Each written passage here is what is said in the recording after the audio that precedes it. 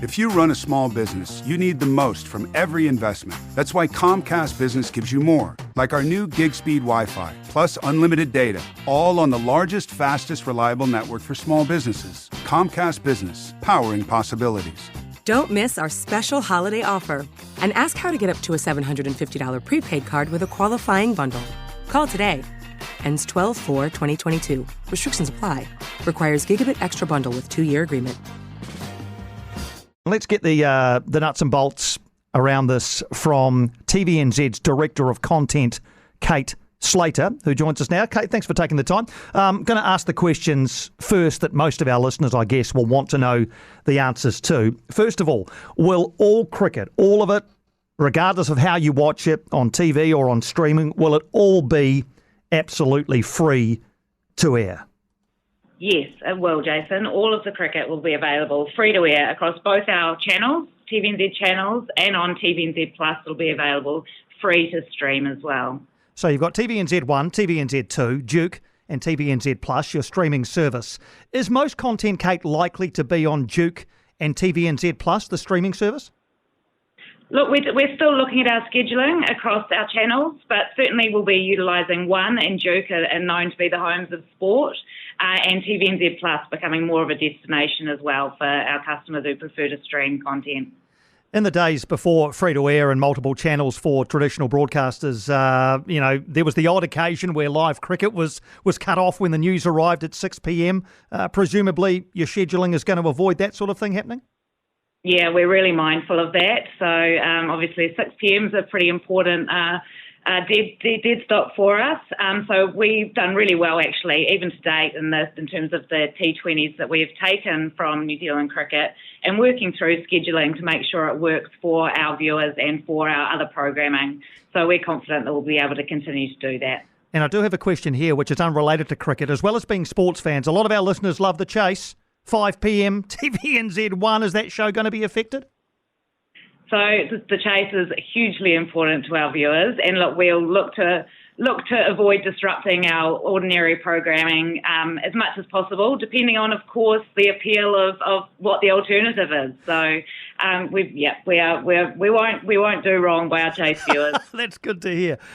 Cate, how positive a day is this for TVNZ? Oh, this is a fantastic day, Jason. It has been a long time coming since we've had cricket of this extensive magnitude on free-to-air. So 1999 was the last time TVNZ had all the New Zealand cricket rights, and so this is a massive win for Aotearoa. How big a part of your content strategy is live sport? So it's been an increasing part of our content strategy over the last few years.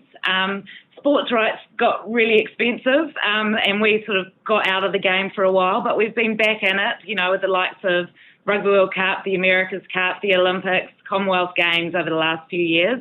So we're really looking for those big sports which can drive must-watch viewing for our audiences.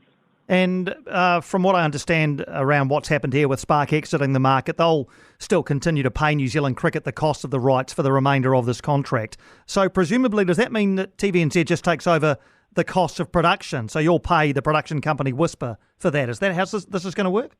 Yeah, look, I can't talk to the commercial details of the arrangement. That's all commercially sensitive. But in terms of what we see on the screen, is it kind of going to be the same as what we've seen on Spark and free-to-air on TVNZ?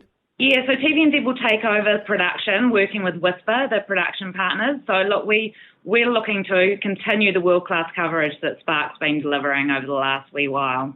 And this is an unusual set of circumstances, as I say, with Spark Sport exiting the market in the way that they have. But can you see a time when you will again bid for cricket rights? So look, we do continue to bid for a number of sports rights. So we think there's no time like the present in terms of the importance of the audience reach for rights holders, and also what we're able to do in the future with our multiple channels and platforms and how we might look to deliver it in the future.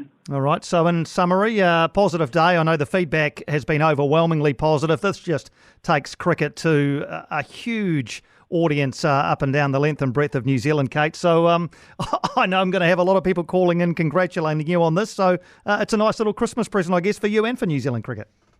It is. We're absolutely thrilled and pleased that everybody's responding so positively as well. Awesome. Hey, thanks, Kate. We'll leave it there. Thanks indeed for taking the time to chat to us. Cate Slater, Head of Content at TVNZ. If you run a small business, you need the most from every investment. That's why Comcast Business gives you more, like our new gig speed Wi-Fi, plus unlimited data, all on the largest, fastest, reliable network for small businesses. Comcast Business, powering possibilities.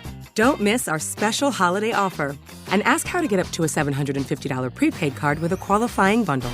Call today. Ends 12/4/2022. Restrictions apply. Requires Gigabit Extra Bundle with 2-year agreement.